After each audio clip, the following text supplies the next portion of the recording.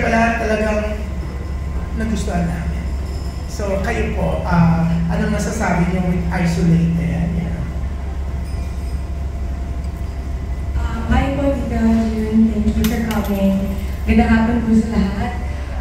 Very, very excited to have Isolated out in cinemas. At tama po yung sinabi ni Direk, we'll have two amazing Filipino horror movies out in the cinemas on April 30. Ang sa amin po ang Isolated. This is a thrill that I've never experienced before. Talaga pong na-challenge po ako dito physically, mentally, emotionally. Hindi po talaga ako nanonood ng mga horror films eh. Takot po talaga ako. Ang huling pelikula na pinanood ko po ay Insidious pa. Sobrang matagal na. Kaya, nung pinitch po ito sa akin, natatakot po ako na tanggapin. But I said, it's a nice challenge. It's an honor to be working with Tito Joel, to be working with Direk Ben. Grabe, as in, kakaiba ang experience ko dito. Kahit off-screen, nakakatakot. So, sabi mo off-screen, nakakatakot. Ano yung mga pangyayari? Meron pong isang time, kasama ko yung hairstylist ko, si Maha. Tapos, lumabas po ako para mag-wifi kasi nagsabi po ako magna-lock-in po muna ako. Lock-in ako, pagdating ko doon, parang nandiyo natatakot ako, umuwi-uwi ako. Finally, after a few days, nag-stay na po kami doon. The next morning, kumuha po ako ng wifi dun sa main living room. Tumakbo si Ma, sabi niya, Yasi, huwag mo nang paglaruan yung pintuan ng banyo. Naliligo ako. Sabi ko, sa kwarto natin? Wala ko dun sa kwarto namin. May iba pong gumaganon nung pintuan namin habang naliligo siya dun. Kaya natakot po ako bumalik. Umuwi naman po ako after. So, hindi ka na nag-stay because of that? Ano po? Hindi ka nag-stay na? Hindi na po ako nag-sleep over. So, pero ikaw mismo, wala kang na-experience? Wala naman po. Natatakot po din ako. Or else, kung may na-experience ka, baka hindi namin mapanood na Isolated sa April 30. Pero hindi mo na tinapos. Pero, Sir Joel, nakakatuwa. Ibang pelikula naman to, horror naman. Oo naman. Unang-una, thank you for coming. Maraming salamat po sa inyo. Nagtrabaho kami ni Direk Benedict sa Lola and the Kid. Tapos, na-excite na kami dahil it was a commercial and critical success. No? And tapos nasundan isa pa yung sa mga kasalanan. And then this one, parang 3 hits na kami ni Direk. 3 hits na kami and I enjoy working with him. Kasi si Direk kasi ayaw niya ng makikita mo kaagad. Gusto niya may patago. Gusto niya it's non-revelatory. Hindi kaagad i-reveal. Hindi kaagad ipapakita. So challenge yun para sa amin. It's a horror movie at the same time, hindi mo i-reveal na nakakatakot o let it be a ordinary one. That's where the challenge is. And kami ni Yasi, I worked with Yasi sa Provinciano. 5 taon tayo nun, no? O, 5 taon. And I like horror films. I was in the first Shake, Rattle, and Roll 1. So, ilang years na yun? 1982. 83. Yung kay Maning Borlasa, yung Ouija board. So, yung iba sa inyo na hindi ang pinanganak nun, panonood niyo yun. There are 3, tatlo yun. Tapos I came out in Shake, Rattle, and Roll 4. Tapos marami ng horror. Pero iba to, for the first time, malaki yung role ko rito na like I said, hindi dapat i-reveal, baka tayo. Direct tayo. Mapriya. Kailangan panoorin yun. Thank you. Sa sinabi mo, Sir Joel, parang mas lalo kami na-excite for April 30 for Isolated. Yan. Ngayon pala, good luck and congrats na. Pero ito, feeling ko, maraming ma-excite dito kay Jim Kylie. Grabe mo next, nakakaloka. Back to the Chin family. Thank you very much. Thank you, that was June Lalin of Avante. Alright, and by the way, just in yung 6 p.m. po pala, it's just the teaser. Ayan, yung 6 p.m. yung teaser. Bali, nauna po pala tayong mapanood ng teaser. So, that's fun. And yun ang makaka-excite talaga. Malalaman po natin, biglaan na lang po dadating ang official trailer on the social media. So, please stay tuned for that. And once it comes out, please kindly share it to your friends, your family, and all social media platforms. Thank you very much. Alright, moving forward, for our next question, we have Robert Pimentina, Manila Bulletin. Hello, magandang hapon po. Direk, good afternoon. And congratulations, parang meron Benedict Nicket Film Festival ngayong month. Direk, so how different is Isolated from other horror films? Parang maging ano ko na eh, parang it's a challenge sa akin mag-mix ng genre. So ito rin, mixed rin yung genre, which is challenging. May horror siya, may suspense, and may thriller. So, ang hirap ikwento, pero makikita niyo sa teaser na nandun yung mga elements eh. So it's a mixed genre, pero yun yung challenge eh. Mix yung genre niya, pero pag pinanood mo, fluid siya. So yun yung first of all different. And yung maganda rin sa Viva, kasi di-recognize yung uniqueness ng story. And yun, pag napanood niyo makikita niyo na, iba ko na ito. Okay, Direk. Second question. Direk, last month, si Direk Joel Amara expressed ng concern sa AI, Artificial Intelligence, na soon, baka pwedeng i-wipe out nito ang mga directors, actors, and writers, parang gano'n. Even Steven Spielberg at si Spike Lee, they share the same concern. Kayo ba, ano niyo sa AI? Like, do you embrace it, or anong thoughts about Artificial Intelligence? And then, ginamit po ba yung AI dito sa Isolated?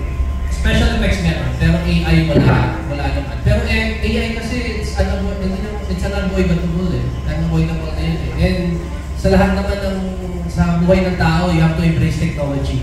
Because film is also technology. It came from theater, di ba? Dati teatro yan eh. And then na-invento yung film camera, movie camera, then the sound. So we have to embrace technology eh. And the technology can only go so far as kung saan ito gustong dali ng tao. So in the end, kailangan pa ng tao paano na niya. And actually, I tried eh. Kasi gusto ko makita. In writing, I tried eh.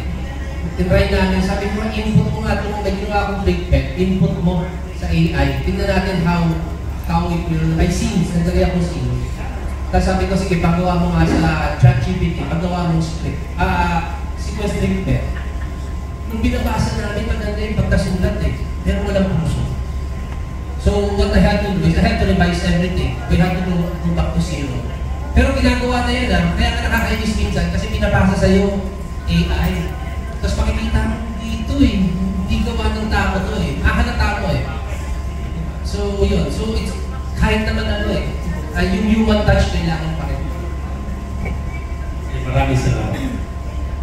Thank you. That was Robert Pimentina of Manila Bulletin. For our next question, we have Juan Belinari of TV5 Digital.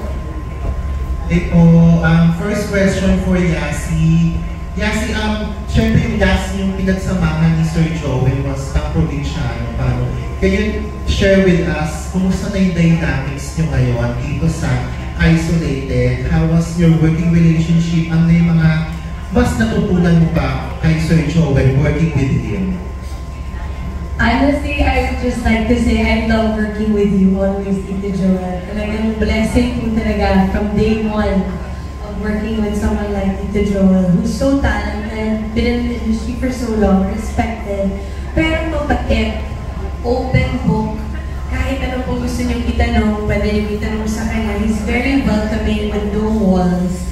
And for me, parang bilang artista, batang artista pa rin, diba? Siyempre, ang sarap po ng may mapagtatanungan ka o titingin ako sa kanya, dito kamusta po ito? Nakakatawa po kasi kahit tagal na po magkasama, yung first sequence mo na dito sa Isolated, sobra pa rin po akong kinabahan. Diba, tita? Sobra akong kinakabahan.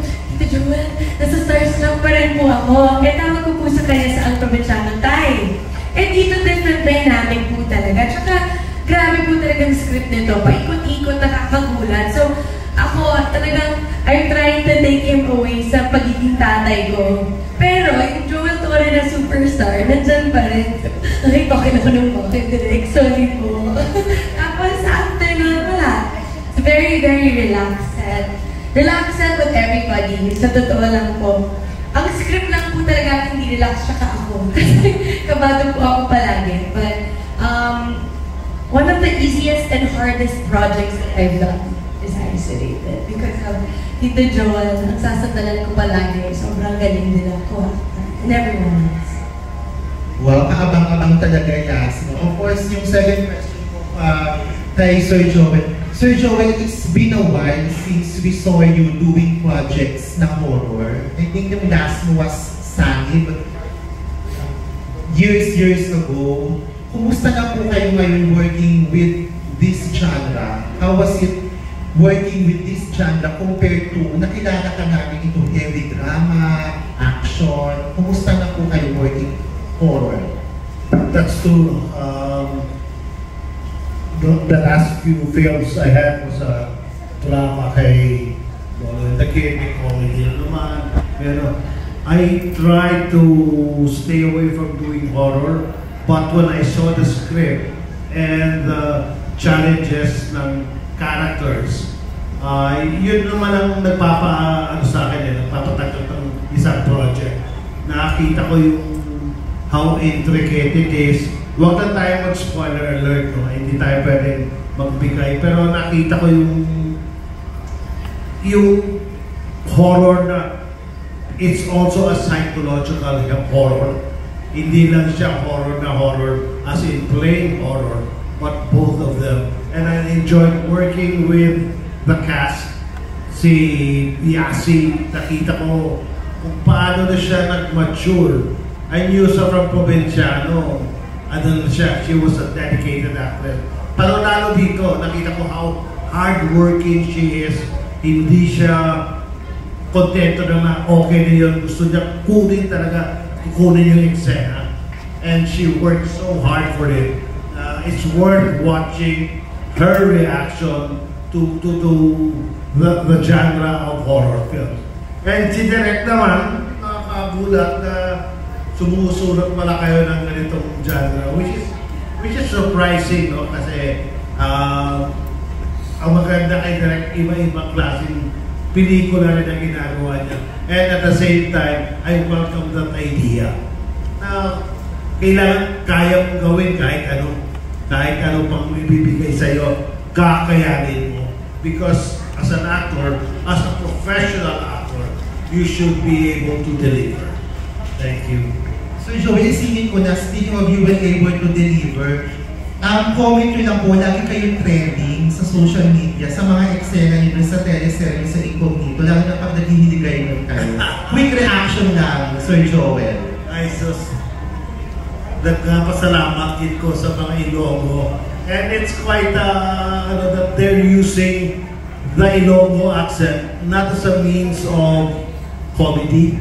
Hindi siya pagpapatawa. Hindi siya, we're doing drama sequences, pero pasok siya sa So, I think people should stop looking at Visayan accent or Ilocano accent, Kapampangan accent as a means of comedic effect.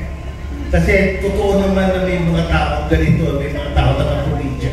And we should respect that. And natutuwa lang ako with Maris, no? Because she's not an Ilonggo, pero she's able to deliver it as a real Ilonggo because she's from Davao, that's why.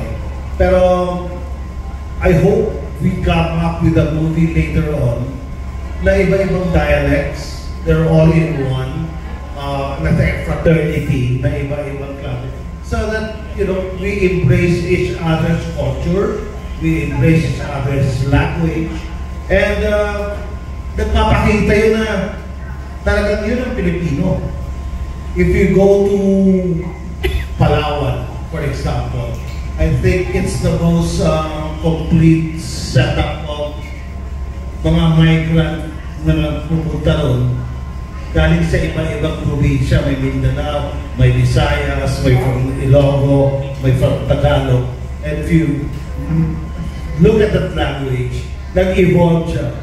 and which I think is a perfect example of how a Filipino language can evolve. Hindi lang yung tuyo nun, no? Hindi yung local language nila.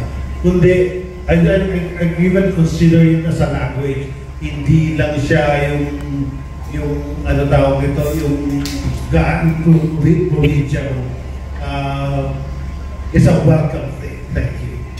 Thank you po, and congratulations. Looking forward dito po sa Isolated. Thank you po. Thank you for your questions. That was Von Bolinario of TV5 Digital. Up next, we have June Torno of Marites University and Ata. I-expect na Jojo. Ito na. Wala, binawalan na ako. Bawal ito. Indirect. Di ba, Bobby? Nesi, comeback mo ba to? Yasi? After a long time, ano ba yung last movie mo, Yasi? Ang last movie ko po ay Video City. Video City po. Video City talaga na. Matagal na rin po. Before Black Rider pa po yun. 2023. Yung movie ni Rule. So, pangilang horror mo na to, sabi mo different to because of Joel Torre. Totoo ba? Pangilang horror mo na to, Yasi? First po. This is my first horror movie. Opo. Kaya may takot. Takot po talaga ako, sa totoo lang po nung pinabasa ko po yung script nito. Niyaya ko po yung creative director ko po si Seth. Tapos doon po kami sa isang public place sa may swimming pool area. Tapos nagbabasa po kami ng script doon. At sa totoo, gumaganyan ako kapag nagbabasa, ay, nandiyan na. As in, ganun po. Tapos, ang nakakatawa, may swimming pool scene po na nakakatakot. Sakto po namin kami sa swimming pool. Pero, ibig ko pong sabihin is nung binabasa ko po yung script, talagang parang pumasok po ako ng buong-buo right away sa interest ko po sa storya. Kaya, parang kahit takot po ako kumuha ng isang horror film, naramdaman ko na it would be challenging as an actor. Unang-una po, challenging as a person, as myself po. And pangatlo, worth the effort, fear, and all of the emotions na mararamdaman. Kasi po, ang ganda-ganda po talaga ng pagkakasulat ni Derek. And, ang ganda rin po ng cast. Alam niyo po yun. Parang bakit ko i-waste yung opportunity na ito. Okay, thank you. Si Jo, ay, baka mapagtanong ako ng ibang yung host. Si Joel, ikaw,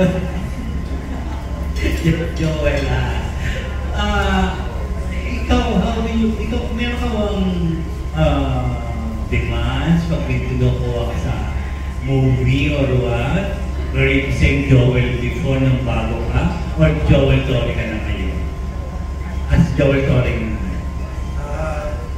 Simula ako dun sa teatro. Ang teatro may ibang disiplina, hindi sa pelikula.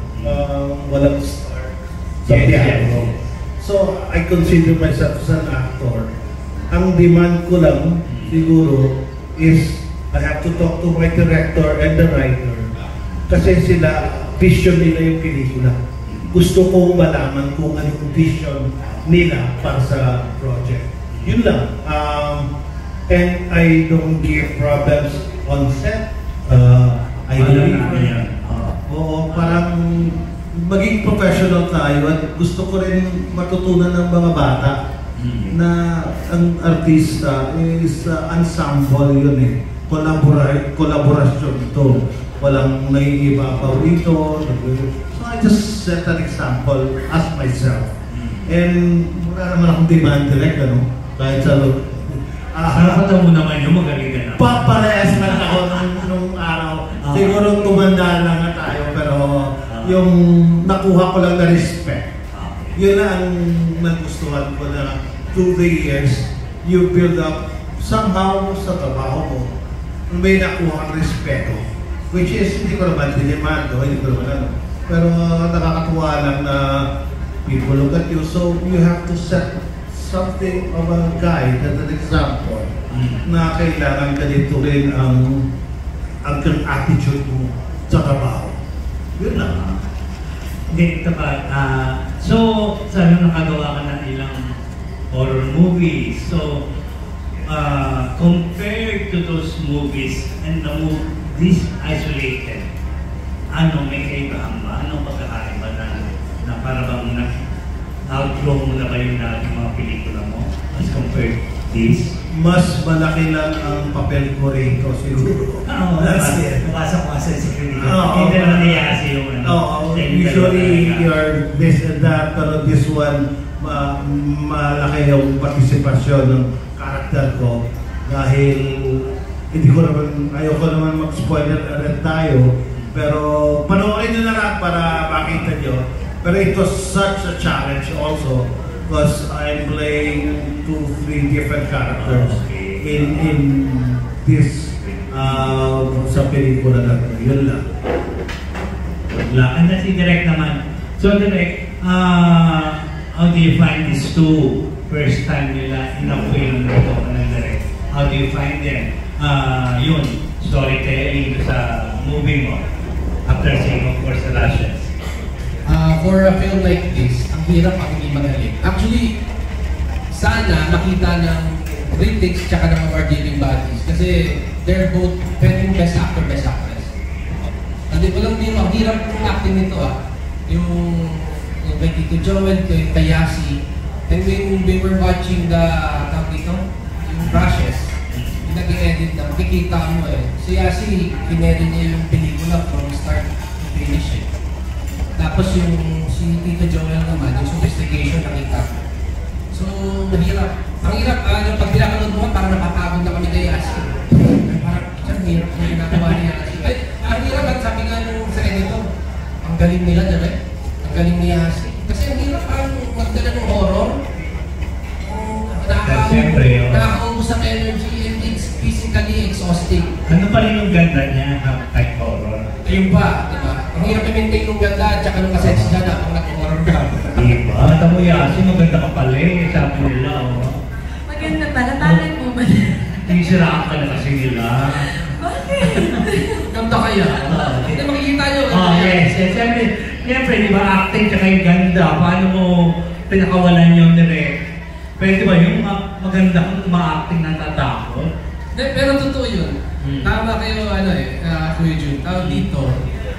Pag tinignan nyo lahat ng horror leading ladies, they keep the sexiness at saka yes. Di ba? Lahat yan yung, di ba, yung kasi sa horror na. Magaganda sila meron talaga. Kasi yun yung attraction ng horror yung tag ito, yung sex appeal. Yes. Tapos ang tatakot. So yun, na-maintain mo ba yung ganda at sexiness ni Yasi dito sa isang horror movie? Oo naman, kita-kita. Hindi nga namin actually, iniwasan namin ng konti kasi baka maka-distract. Doon sa acting at saka doon sa kwento. Kasi ang sexy ni Yasi ngayon, nagulat niya ako. Siyempre, Diyos ko, madalas sa Bicol yan. Alam niyo po, Tito Jun, ako na po nagluluto ng halos lahat ng pagkain kaya ako sobrang healthy ko na talaga ngayon. Gano'n. So, anong reaction mo sinabi ni Direk na yun? Kailangan ma-maintain, takot ka sa eksena, ano pa rin yung sexiness, yung ganda mo, hindi ko nga po naiisip po yun, Tito Jun, sa totoo lang po. Thank you, Direk. Nakakaya kapag sinasabi yun. But, wala kasi ako, hindi naman po ako doon nakafocus Ako, pinaghandaan ko po talaga yung role, pinaghandaan ko po yung character, pinaghandaan ko po yung journey po niya. At yun lang din po talaga yung focus ko, yun lang yung inisip ko. So, direct thank you po kung may ganun po ba. Ano yung sinabi yung kinakain, ikaw nagluluto, ikaw nagkakantay, ikaw nagkakantay, ikaw ba? Ako, kaya sobrang iba na po talaga yung healthy living, healthy life. Kaya talagang I also prepared for this character's look. And syempre, lahat close up, lahat ganyan. Kaya you have to be fit, you have to be physically ready sa lahat po ng mga takbuhan, sa lahat ng mga basta marami po mga physical na nangyayari po dito Kaya hindi pwedeng hindi po ako handa. Opo. Hindi ko makain ng bacon. Spicy, mahilig po ako niyan. Oo, kaya pala very spicy ang dating mo. Thank you, good luck.